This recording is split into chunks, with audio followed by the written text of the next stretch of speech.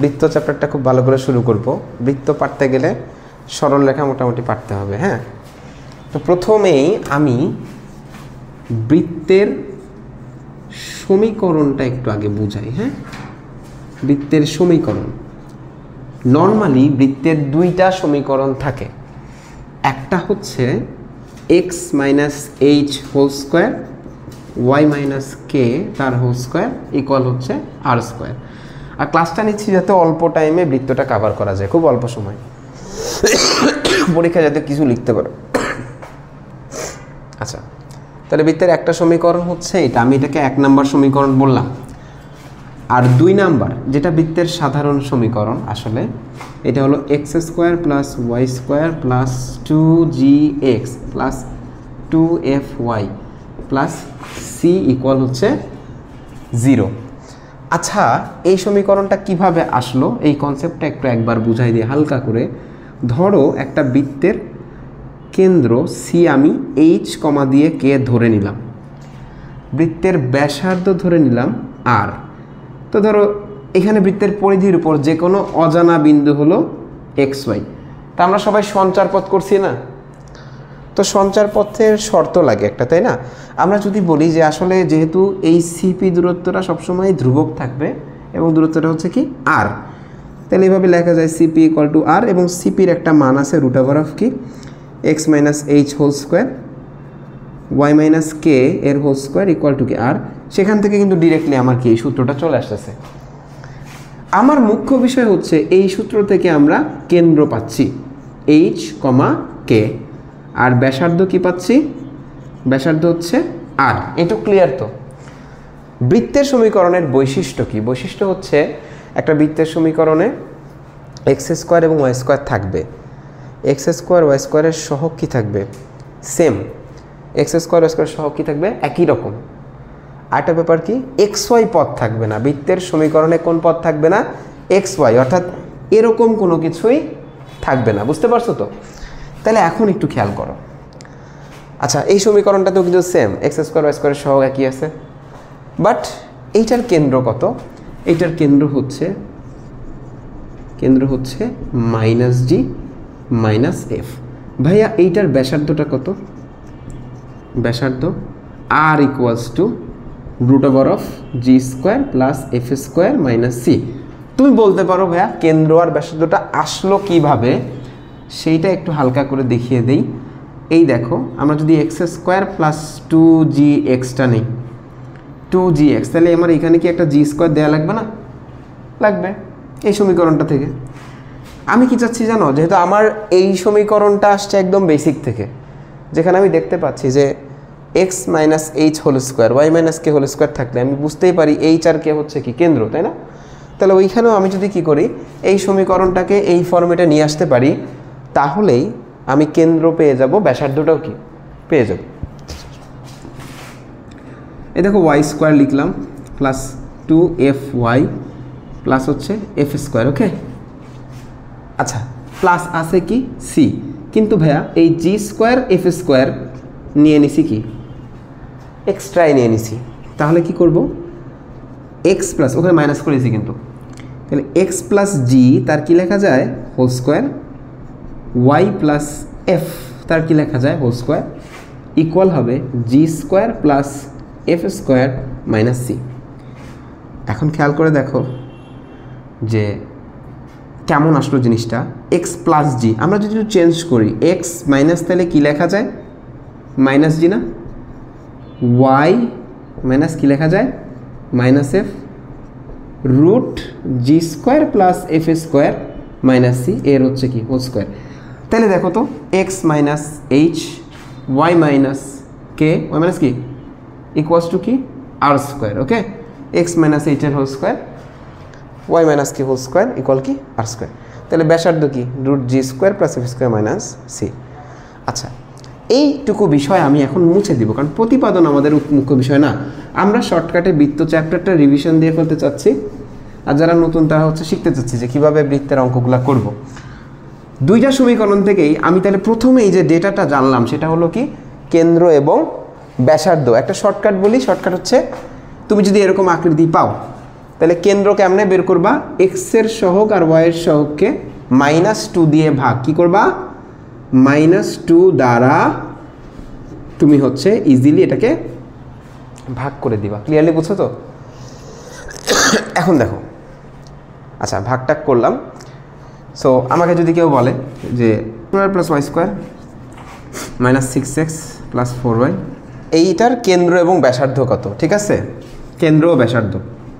কেন্দ্র কীভাবে বের করবো, এক্সের সহগ, তাহলে -g - f = এক্সের সহগকে 2 দিয়ে ভাগ, -2 দিয়ে ভাগ, 3 - 2। ব্যাসার্ধ বের করতে পারবো না, জি এবং এফ এর মানটা বসায় দিয়ে। সি কত এখানে, -8। ওকে, সি হচ্ছে -8।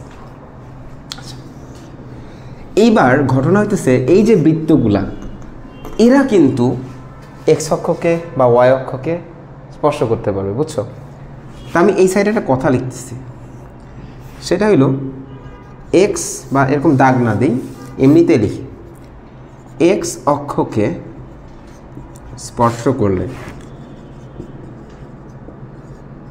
তো এই বৃত্তটা যদি কি করে, এক্স অক্ষকে স্পর্শ করে, একটু ফিগার ড্র করে দেখাই কেমন দেখাবে। এটা এক্স অক্ষ, এটা ওয়াই অক্ষ, তো বৃত্তটা দেখাবে হচ্ছে এমন, তাই না? এই হচ্ছে কেন্দ্র, আমি জানি এটা হচ্ছে এইচ, এটা হচ্ছে কে, এবং এটা হলো এইচ কমা দিয়ে কে, তাই তো? দেখো এই যে ব্যাসার্ধটা কিন্তু আসলে এই ডিস্টেন্সটাই, কেন্দ্র থেকে পরিধি অবধি দূরত্বকে কি বলে, ব্যাসার্ধ বলে। তাহলে এটাই তো ব্যাসার্ধ নাকি? অর্থাৎ এক্স অক্ষকে স্পর্শ করলে আর = কি হয়, কে হয়, বা আমরা এটাকে কি বলবো, কেন্দ্রের কোটি। কথাটা বুঝতে পারছো কি, কেন্দ্রের কোটি। ওয়াই অক্ষকে স্পর্শ করলে তাহলে কি হবে, কেন্দ্রের ভুজ। আচ্ছা, তাহলে আমি এটা লিখে ফেলি সুন্দর করে। বৃত্তটি, এই যে এই বৃত্তটি ওয়াই অক্ষকে স্পর্শ করলে সেই ক্ষেত্রে ব্যাসার্ধ হবে কেন্দ্রের ভুজ। ওকে, আর যদি ভাই উভয় অক্ষকে স্পর্শ করে, উভয় অক্ষকে স্পর্শ করলে সেই ক্ষেত্রে কিন্তু এইচ = আর = কে, অর্থাৎ ব্যাস তিনটাই কি হবে, সমান হবে। বুঝতে পারছো, তিনটাই সমান হবে। আচ্ছা, তাহলে এক্স অক্ষকে স্পর্শ করলে একটা ব্যাপার পাইলাম, ওয়াই অক্ষকে পাইলাম। এটা কোন সমীকরণের জন্য, 1 নম্বর সমীকরণের জন্য। ঠিক আছে, বৃত্তের আদর্শ সমীকরণ বলতে পারো, এটা সাধারণ সমীকরণ। এখন এখানে একটু আসি ভাই, এইটা যদি, এই বৃত্তটা যদি এক্স অক্ষকে স্পর্শ করে তাইলে কি হবে, আমরা যেটা শিখলাম ওইটাই। এক্স অক্ষকে স্পর্শ করলে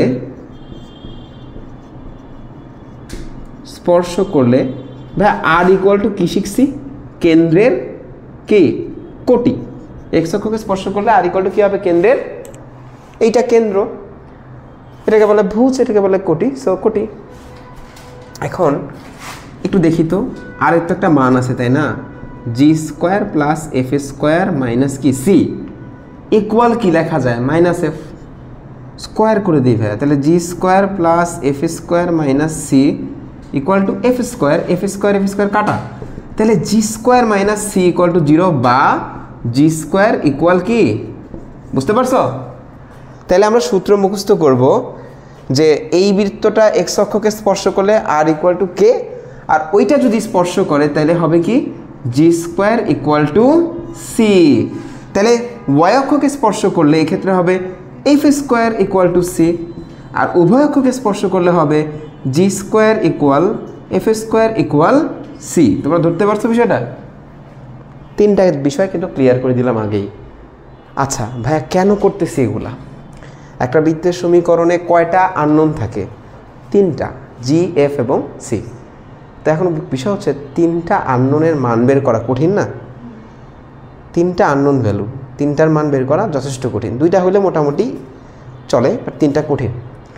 তো এই ক্ষেত্রে আমাদের টার্গেট থাকবে কি জানো, যে 3টা আননোনকে আমি যদি 2টা বানাইতে পারি, ঠিক আছে?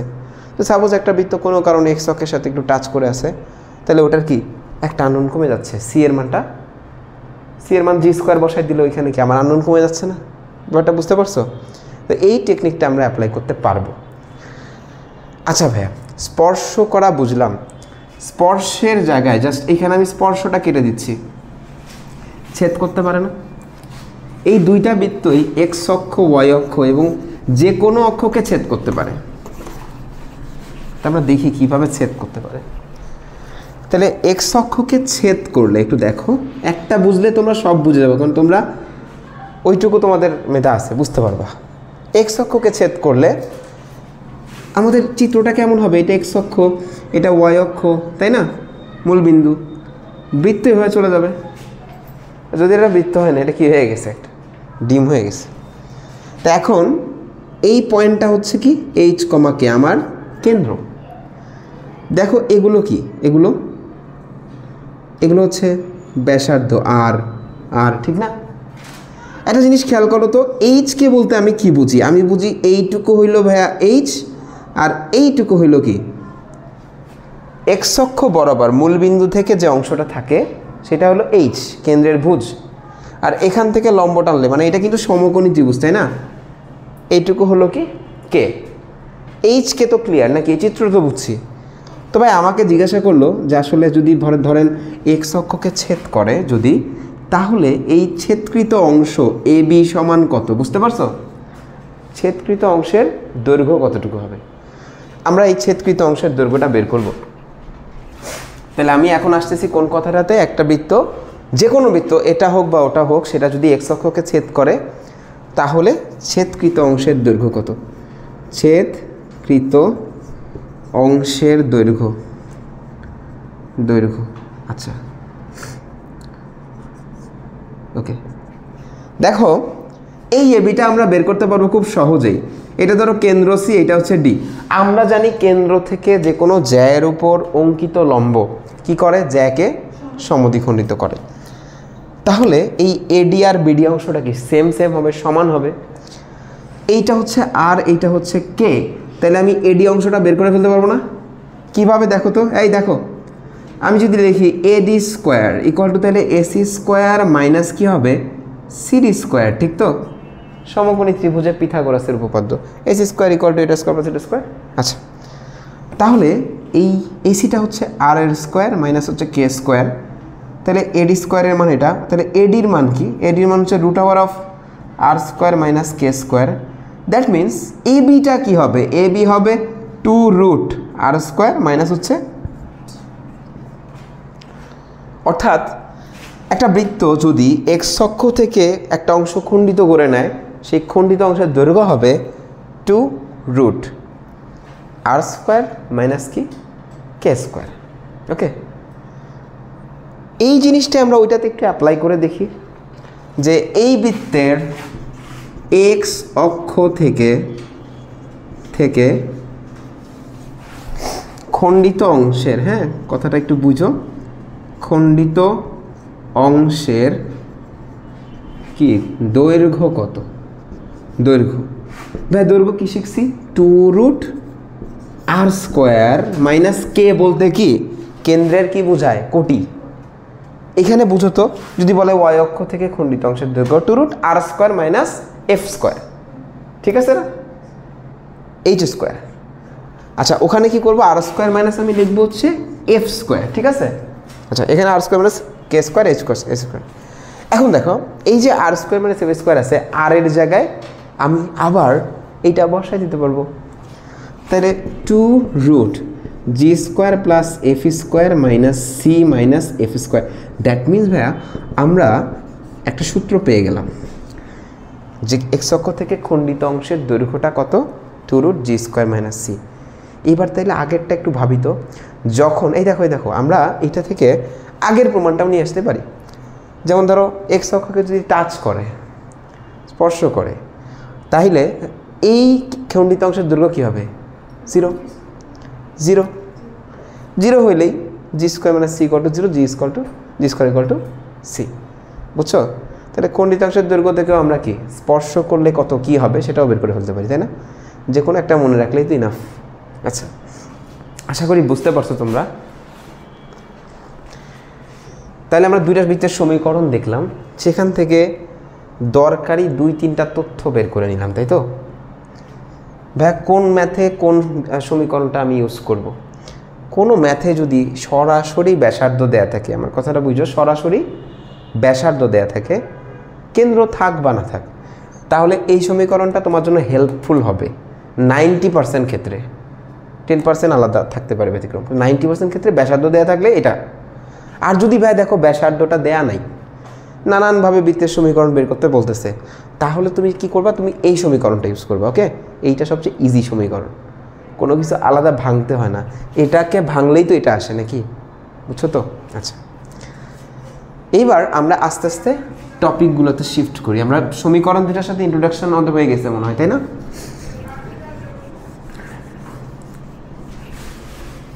সমীকরণ থেকে এইবার আমরা যাব হচ্ছে, আচ্ছা, একটা বৃত্তের কেন্দ্র কোথায় অবস্থান করে? হ্যাঁ, আমরা কি বলি? বৃত্তের মাঝখানে অবস্থান করে। কেউ ধরো তোমাকে বললো যে আচ্ছা একটা বৃত্তের কেন্দ্র কোথায় অবস্থান করে, প্রুফ করো তো, মানে মাঝখানে যে অবস্থান করে এটা প্রুফ করো তো।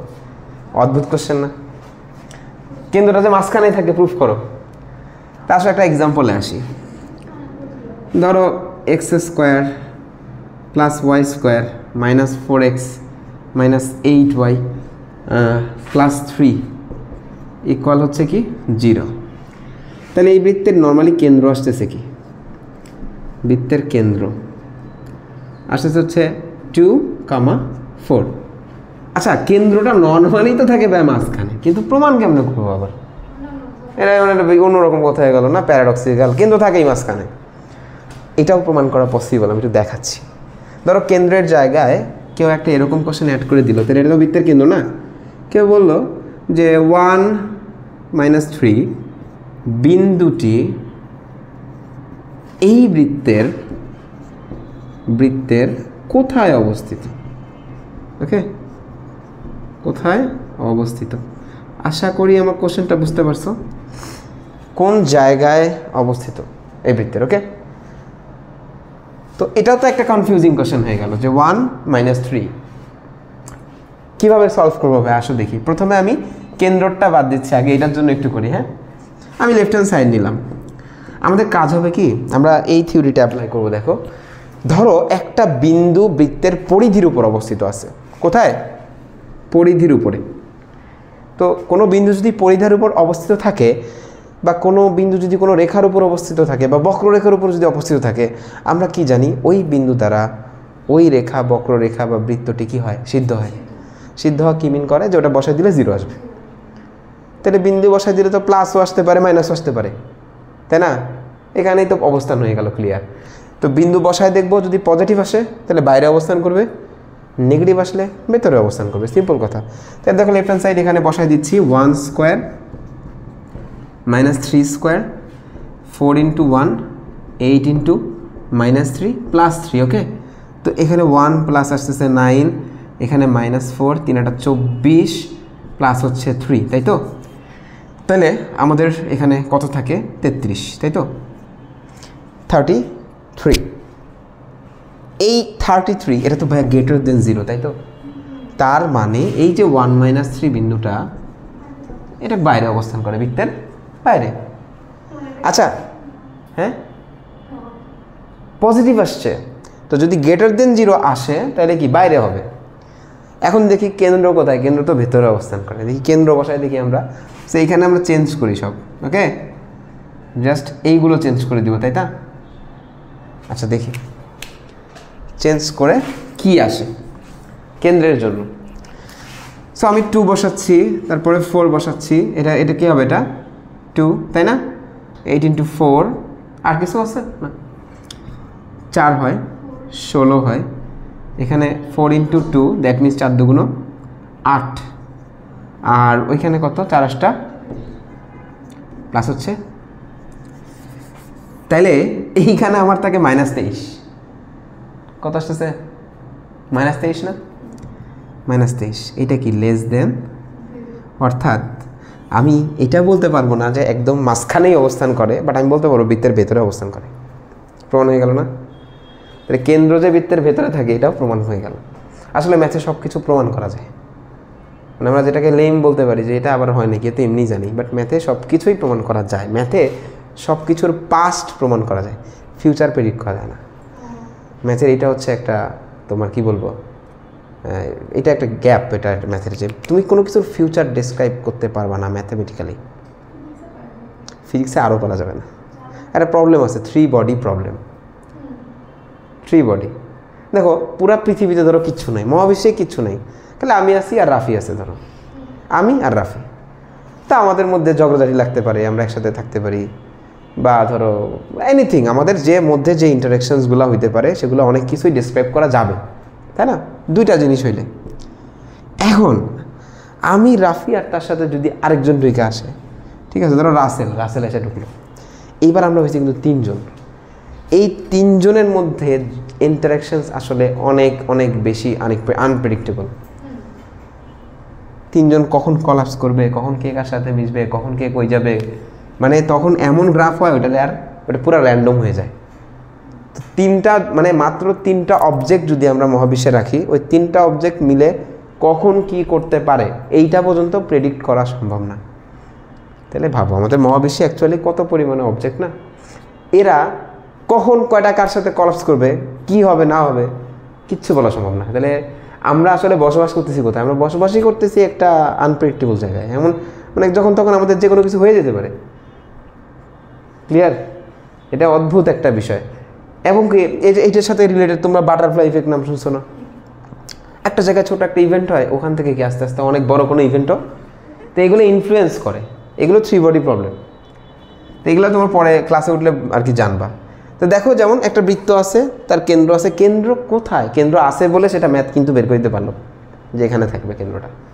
আচ্ছা, এইবার তাহলে বইয়ে কিন্তু এরকমই প্রবলেম দেয়া আছে। তোমরা টাইপ 1-এ যে প্রবলেমগুলো পাবা সেগুলো হচ্ছে যে একটা বৃত্তের কেন্দ্র ব্যাসার্ধ বের করো, আর একটা বিন্দু বৃত্তের সাপেক্ষে কোথায় অবস্থিত এগুলো বলো। Type 1 complete. টাইপ 2-তে চলে আসি। টাইপ 2-এর আমি অক্ষরপত্র যেহেতু করাচ্ছি, অক্ষরপত্রের টাইপ 2-তে একটা অঙ্ক আমি একটু দেখাই দিই। এই যে এখানে তুমি দেখো, আমি 3-এর 3 নাম্বারটা একটু দেখাই দিব, হালকা ধরাই দিলেই তোমরা বুঝে যাবা। খুবই ইম্পর্টেন্ট কোশ্চেন, রাজশাহী, কুমিল্লা, বরিশাল বোর্ডে 2018 সালে আসছিল। বলতেছে একটি বৃত্তের সমীকরণ নির্ণয় করো। সমীকরণ নির্ণয় করো যা 4 2 তারপরে ধরো বলছে কি -1 দিয়ে 4 এবং -3 দিয়ে 4 বিন্দু দিয়ে যায়, বিন্দু দিয়ে যায়। হ্যাঁ, আমরা কিন্তু খুব দ্রুত মাত্র 3টা ক্লাসে হচ্ছে বৃত্ত আমরা কভার করে ফেলবো, আজকেরটা, সামনেরটা, পরেরটা আমি বলে দিছি আগে। এবং যে অঙ্কগুলো আমি এখন ক্লাসে করাবো এগুলোর মধ্যেই ইনশাল্লাহ পরীক্ষায় আসবে। অনেক কিছু হয়তো করানো হবে না, সেগুলো প্রবলেম হিসাবে তোমরা বলবা আর কি। এই যে 3 বিন্দুগামী বৃত্ত, তাই না? বৃত্তের সমীকরণে আননোন কটা পাইছিলাম? 3টা। তো একটু দেখো, আমি এই টাইপের অঙ্ক যখন সলভ করবো সবার আগে লিখবো ধরি। ধরি আমাদের বৃত্তের সমীকরণ, বৃত্তের সমীকরণ এটা হলো x² + y² + 2gx 2fy, এটা হচ্ছে বৃত্তের সমীকরণ। সমীকরণ 1 লিখে দিলাম, ওকে 1। এখন দেখো বৃত্তের সমীকরণ সলভ করার, বৃত্তের যে কোনো কোশ্চেন সলভ করার একটা ট্রিক হচ্ছে যেটা বের করতে বলবো এটা আগে ধরে নিব কিছু একটা, ওকে? ম্যাথে সব কিছুই মনে করা যায়। এবার এই সমীকরণটা বা এই বৃত্তটা কয়টা বিন্দু দিয়ে যাচ্ছে? 3টা বিন্দু দিয়ে যাচ্ছে। তো ফার্স্টেই আমি লিখি 4,2 বিন্দুগামী হলে, যখনই আমরা ইজি ওয়েতে সলভগুলো শিখব, আমরা খলিফার সূত্র দিয়েও করতে পারি, কিন্তু খলিফার সূত্র এই সব অঙ্কের জন্য এক্সেস হয়ে যায়, বড় হয়ে যায়, আমরা নর্মালি করি। 4 2 বিন্দুগামী হলে আমরা এটা বসাই দিতে পারবো না, 4² + 2² + 2 × g × 4 + 2 × f × কত 2 + c = 0। দেখো তুমি এইখান থেকে ভাই একটা কি পাচ্ছ, ইকুয়েশন পাচ্ছ। আর একটু আমি যদি সুন্দর করে দেখাই দিই, ধরো তাহলে ইকুয়েশনটা এমন আছে, 4 4 16 আর 4 কত হয় 20, 8g plus 4f plus 20 plus c equal to কি, এটা একটা ইকুয়েশন না? Linear equation. কেমন ইকুয়েশন?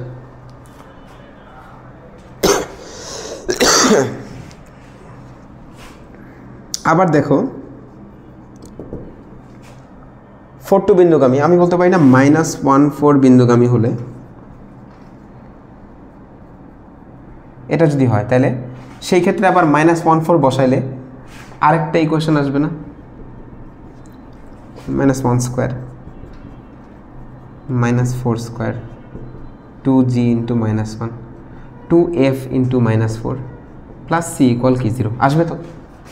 একইভাবে -3 4 বিন্দুগামী হলে আরেকটা ইকুয়েশন আসবে কি না? এখন আমার ইকুয়েশন কয়টা হবে? 3টা। আমার আননোন কয়টা? আননোনও ভাইয়া হচ্ছে আমার কয়টা? 3টা। তোমরা সবাই ছোটোবেলা থেকে শিখছো 3টা ইকুয়েশন সলভ করলে কয়টা আননোনের মান আসবে? 3টা মান আসবে। সো এই ইকুয়েশন 3টা তোমাকে সলভ করতে হবে। তুমি চাইলে ভাইয়া ক্যালকুলেটর দিয়েও সলভ করতে পারো, তুমি চাইলে হাতেও সলভ করতে পারো লিখে লিখে, ঠিক আছে? তোমার ব্যাপার, তুমি লিখে লিখে সলভ করে কি করবা, জি এর মান, এফ এর মান আর হচ্ছে সি এর মানটা বের করে নিবা, দেন কমপ্লিট। এইখানে আর কোনো প্যারা নাই। এই কোশ্চেনটা পরীক্ষায় আসবে, হোমওয়ার্ক করে আমাকে দেখাবা।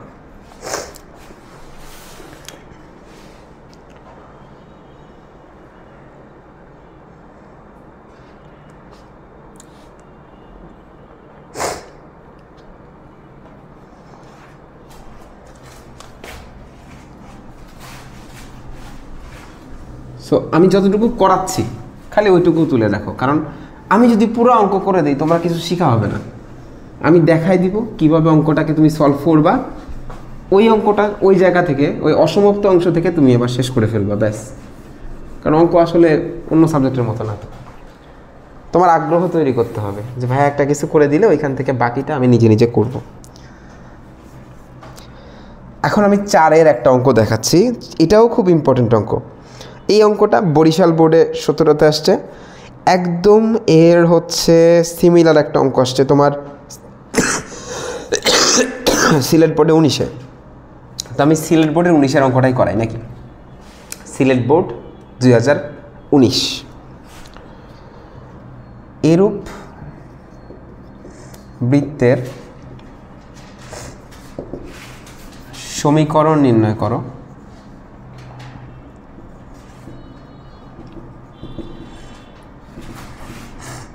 যার কেন্দ্র 3x - 4y + 12 = 0 রেখার উপর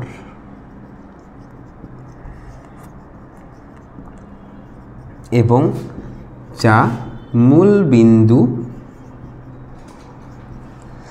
ও x² + y² - 4x - 8y - 5 = 0 বৃত্তের কেন্দ্র দিয়ে যায়, কেন্দ্র দিয়ে যায়। আচ্ছা, তাহলে একটু দেখি আমরা, খুব সুন্দর কোশ্চেন। এরকম একটা বৃত্তের সমীকরণ নির্ণয় করো যার কেন্দ্র হচ্ছে এত, রেখার উপর অবস্থিত, যা মূল বিন্দু দিয়ে যায় এবং আরেকটা বৃত্ত দেয়া আছে ওইটার কেন্দ্র দিয়ে যায়। মানে একটা সিচুয়েশন ক্রিয়েট করা হয়েছে। আমি যদি অ্যাপারেন্টলি একটা চিত্র আঁকাই তাহলে অনেকটা এরকম হবে। দেখো একটা বৃত্ত, যেটা আমাদের সমীকরণ বের করতে হবে আর কি, এইটার কেন্দ্রটা একটা রেখার উপর অবস্থিত। তার মানে এই রেখাটা কি, বৃত্তের ব্যাস। কোনো রেখার উপর যদি বৃত্তের কেন্দ্র অবস্থান করে তাহলে ওটাকে কি বলে, বৃত্তের বস, ব্যাস। এইবার খেয়াল করে দেখো, মূল বিন্দু দিয়ে বৃত্তটা যায়, তার মানে ভাই এইখানে কোথাও একটা মনে করেন যে অক্ষ ব্যবস্থা আছে নাকি, এই হচ্ছে আমাদের কাঙ্ক্ষিত মূল বিন্দু। স্থানাঙ্ক কি 0 0। আর আরেকটা জিনিস আছে, সেটা হইতেছে এই বৃত্তটা আরেকটা বৃত্তের কেন্দ্র দিয়ে যায়। তো ধরো এইখানে একটা ছোটোখাটো বৃত্ত আছে যার কেন্দ্র হচ্ছে এইটা, এবং ওই বৃত্তের কেন্দ্র দিয়ে আমাদের কাঙ্ক্ষিত বৃত্তটা যায়। আমাদের এই বড় বৃত্তের সমীকরণটা বের করতে হবে। ওকে, আচ্ছা তাহলে আসো আমরা বের করি। তো আমি কি বলছি ভাই, চোখ বুঝে প্রথমেই তুমি ধরি বৃত্তের সমীকরণ লিখবা, ধরি বৃত্তের সমীকরণ। এইটা সব বৃত্তের কোশ্চেনে মোটামুটি কমন একটা জিনিস, 95% অঙ্কে ধরি বৃত্তের সমীকরণ। কি ধরবো, x square plus y square plus 2gx plus 2fy plus c equal to 0। এখন তাহলে বৃত্তের সমীকরণ ধরে নিলাম, একে একে চিন্তা করব ছোট ছোট বিষয়গুলো নিয়ে। প্রথমেই এই বৃত্তটা, এর কেন্দ্রটা লিখি। কেন্দ্র হচ্ছে, যার কেন্দ্র হচ্ছে, তো তোমরা হচ্ছে যেটা করবা, সবসময় বৃত্তের সমীকরণ লিখলে কেন্দ্র ব্যাসার্ধ দুইটাই লিখে নিবা, মাঝে মাঝে ব্যাসার্ধ না লিখলেও হবে, পরে প্রয়োজন হইলে আবার লিখবা। তো এখন দেখো বৃত্তটি মূল বিন্দু দিয়ে যায়, তাই না? বৃত্তটি মূল বিন্দু, মূল বিন্দু বলতে আমরা বুঝি ও 0 0 গামী। মূল বিন্দু গামী হলে প্রথমেই আমি তাহলে মূল বিন্দুটা বসাই দিতে পারি। দেখো তো 0 square 0 square 2g into 0 2f into 0 c equal to 0, সব 0 হয়ে ভাইয়া সি ইকুয়াল টু কী আসতেছে? তাইলে আমরা এটা মুখস্থ করে নিব যে মূল বিন্দুগামী একটা বৃত্তের সি সবসময় কেমন হবে? সবসময় 0 হবে। আচ্ছা, এটা মনেও রাখতে পারো, এটা সূত্র দেখাই দিলাম। যদি কোনো বৃত্ত মূল বিন্দু দিয়ে যায়, ওই বৃত্তটি এত ইকুয়াল টু 0, এর কেন্দ্র কত 2,4 গামী হলে, এভাবে যদি হয়, ঠিক আছে? তাহলে আমরা কি বলতে পারি? অতএব এই যে 2 square plus 4 square plus 2g into 2 2f into 4 equal কত 0। তাহলে আমার এইখান থেকে আরেকটা ইকুয়েশন আসবে না? কি দিয়ে বলো তো? শুধু জি আর এফ দিয়ে আমি দেখাই দিচ্ছি। 4g প্লাস কত 8f, আর এখানে 2 দুগুণ 4, 4 4 কত 16, 20 ইকুয়াল কত 0। তাহলে দেখো দুইটা ইকুয়েশন চলে আসছে নাকি? এই দুইটা ইকুয়েশন যদি আমরা সলভ করি তাহলে কি পাবো? সলভ করে ফেললেই জি এবং এফ এর মানটা পাবো। জি এবং এফ এর মান কোথায় বসায় দিব? বা 2 নম্বর সমীকরণে বসায় দিব, অ্যান্সার চলে আসলো। ক্লিয়ার? জি এফ এর মান বের করা এবং কি বসায় দেওয়া, এই হইতেছে কাজ। কঠিন লাগছে কারো এটা? বৃত্তের অঙ্ক কঠিন? এইটাই কিন্তু বোর্ড কোশ্চেন, দেখছো 2019 সাল, খুব বেশি আগের কথা না।